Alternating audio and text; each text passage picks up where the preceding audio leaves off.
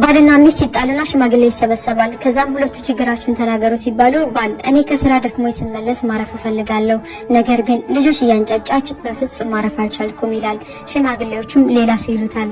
እኔ ከስራ ስመለስ ልጅ አስተለኛለች፣ ወጥ ትሰራለች፣ የልጅ ወጥ ታፈላለች፣ ምን አለ ሳልመጣ ጨርሳ ብትጠብቀኝ ተቀምጣ የዋለች ይላል በንዴት። ሚስትም በሰዎች ፊት ከዚህ በኋላ በፍጹም አንረብሽውም ብላ ይቅርታ ስለጠየቀች ሽማግሌዎቹም ተተዋቸው ይሄዳሉ። በነጋታው ሚስት ልጆቿን ይዛ እናቷ ቤት ሄደች። ከስራ ሲመጣ ቤቱ ተቆልፏል። ልክ ከፍቶ ሲገባ ቤቱ እጅግ ይቀዘቅዛል።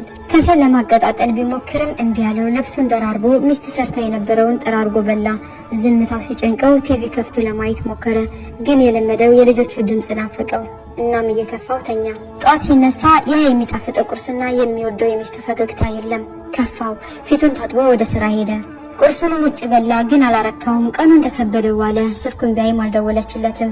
ውሎ ሲመለስ ራቱን ውጭ በልቶ ከጓደኞቹ ጋር ቢያመሽም በመጨረሻ ያ ባዶ ቤት ጠበቀው። ለቅሶ ቤት ይመስል መግባት አስጠላው። ዞር ብሎ ሲያስብ ለካ ያለ ሚስቱ ጎዶሎ ነው።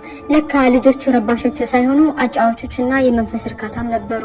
ከዛ በኋላ በእጅ ያዙት ወርቅ ሆናችሁብኝ ጥቅማችሁን ስላልተረዳሁ በጣም በድያችኋለሁ፣ እባክሽ ይቅርበኝ ውዷ ሚስቴ ብሎ በሽማግሌዎች ታረቀና በሰላም ይኖሩ ጀመር። ያኔ በአኺር መልእክቱ ሚስቶች ሸክሞች ሳይሆኑ የቤት ተሸካሚዎች፣ ሰራተኞችና አስተዳዳሪዎች ናቸው። ልጆችም የቤት ሁከት ፈጣሪዎች ሳይሆኑ ደስታና ሙቀት ፈጣሪዎችም ናቸው። ስለዚህ ደስታ የሚሰጠንን ነገር ከማጣታችን በፊት ቀድመን ለይተን እንወቀው፣ ተገቢውን ቦታ እንስጠው ለማለት ያክል ነው። ወሰላሙ አለይኩም።